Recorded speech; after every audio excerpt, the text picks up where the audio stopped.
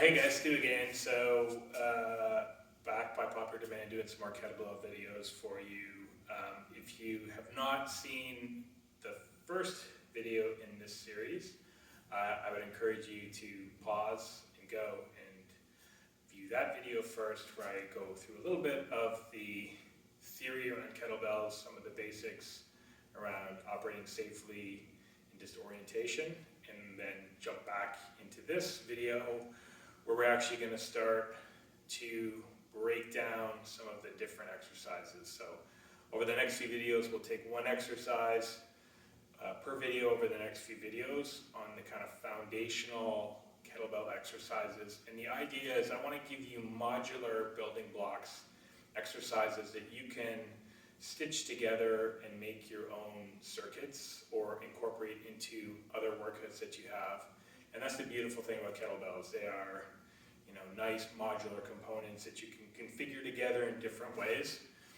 Combinations of exercises to create circuits or incorporate into it. I like to do, normally when we're back in the gym, and Kimberly and I are back in the gym, we're big believers in active recovery. So the idea of between sets of certain exercises, we'll do another exercise while we're recovering and preparing for our next set. So I like to do things like kettlebell swings, which will be one of the elements we talk about next. But for this video, we're going to talk about probably one of the most foundational exercises in the kettlebell repertoire, and that's the high tension swing. It's probably the move that most people associate with kettlebells. It's also probably the one that I see people doing the most consistently wrong in the gym. So hopefully I'll give you an orientation so you can do this safely. And if you do, it's an extremely good exercise for building both strength and endurance and helping you to tone. And it's a great element to incorporate into it if you're recovering from an injury or just you want to strengthen it. It works pretty much the whole body, lots of focus on the core. So the first step in executing a kettlebell swing, is a high tension move, at least the way we're going to execute it, which means what we're doing is we're going to move the bell into a position where we're actually in a flexion, our muscles are in flexion. This is in contrast to another way which you can do some kettlebell moves, which is high volume, where we actually may be less focused on efficiency and on moving the kettlebell. Things like cleans, where you can just do it. In this exercise, we're going to focus on doing what we call high tension swings. So that's moving the bell initially from a hike position and then swinging into this high tension position, and then returning the bell and then executing it again. So the first step in the swing is obviously addressing the bell and then hiking it. So hiking being the actual how we get the bell from the floor, the resting position, into the first position, initiating the swing.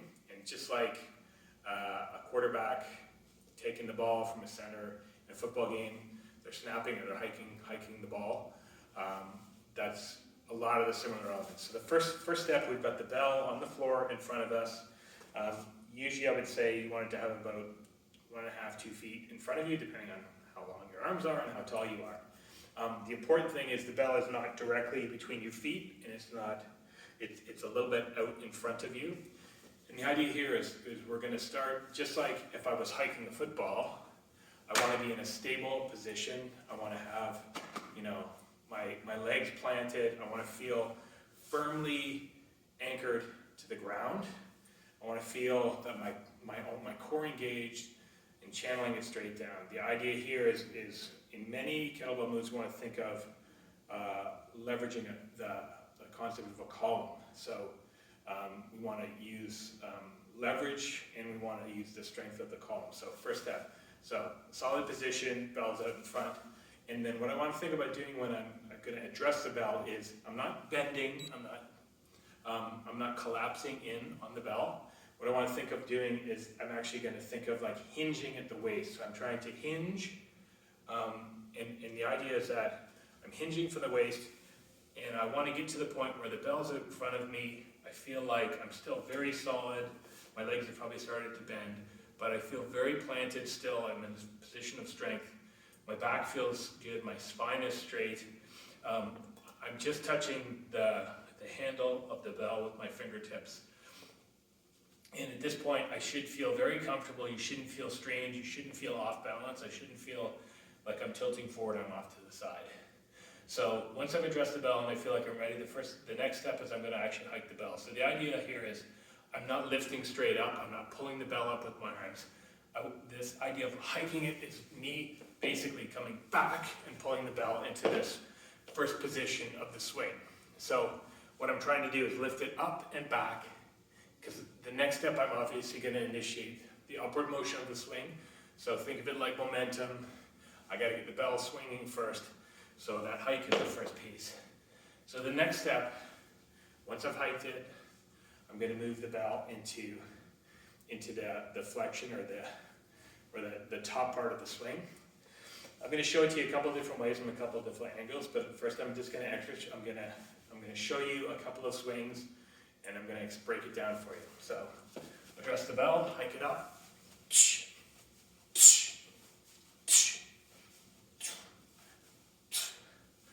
Okay. You can elect to use the breathing, the explosive breathing. It's the way I was taught to do it. So drawing in and then expelling the air as you're doing it. I find it works for me. So let's look at it from the sides. So again, hiking the bell.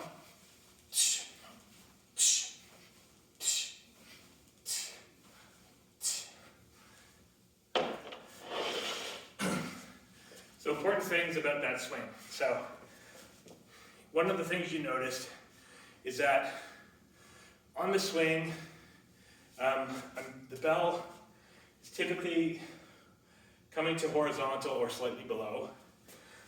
One of the biggest mistakes I see people making, especially with lighter bells, is swinging way above horizontal.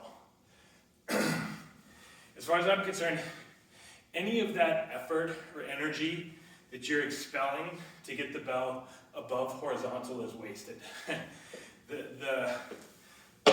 The most productive part of the swing is actually right in about this cone here.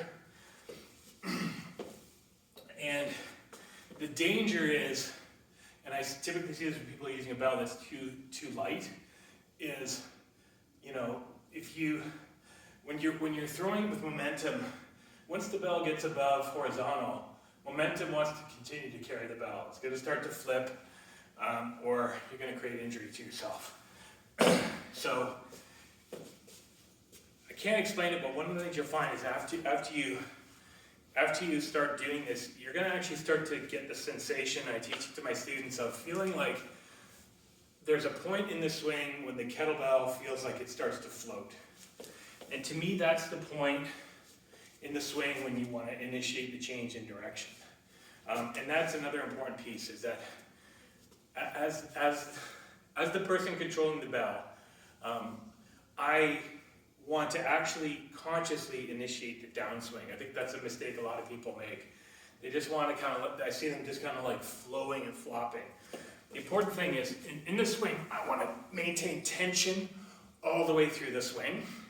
And what I want to do is, at that point when I feel the bell starts to float and becomes kind of weightless, that's the point when the bell is ready to transition into the downswing. And the important thing for beginners is that the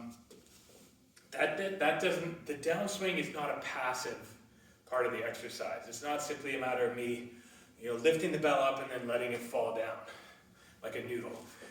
You should actually feel like at the top of the swing, and the high tension nature of it, that once I get to the top, I'm actually initiating the downswing.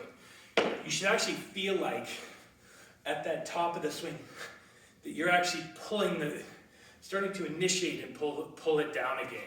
So this should be high tension. You should be controlling the bell all the way up, all the way down. So it should feel like, again, pulling it up and pulling it down. At the bottom of the swing, the other mistake that I typically see people making at the bottom of their swing is that the bell is too low, so they end up the bell and way too far behind them. So this is not a safe or stable position if you try it. What you'll notice in my swing is that from here the bell is actually my hands on the downswing of the bell. Typically, the visual I was given when I was taught was that your thumbs are kind of at your zipper, if you imagine you're wearing a pair of trousers. So pulling the bell down, and basically, I'm still in a tension position. The bell's not pulling me.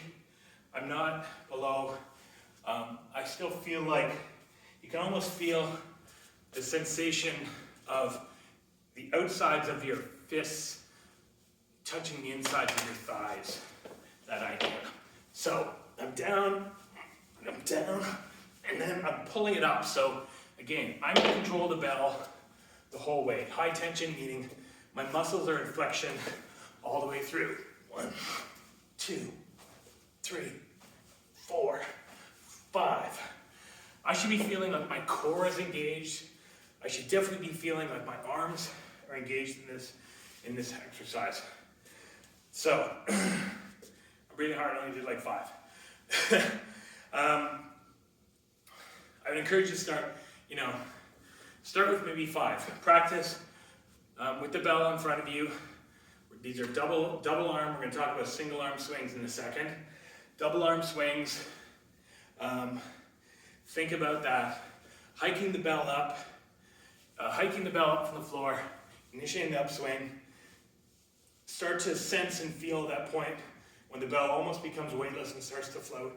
Initiating that downswing, hands staying, keeping close, feeling very, your core tightly engaged, your legs are still stable, feeling that point, and then initiating that upswing again. So the idea is, it's almost like if you think of like that old style move, and some of you are probably too young, the old movies where you saw them with the hand car on the railroad and those pushing and pulling, that you're controlling it. So that's double arm, high tension, kettlebell swings, foundational exercise, probably the most iconic, again, probably the one that I see most often done.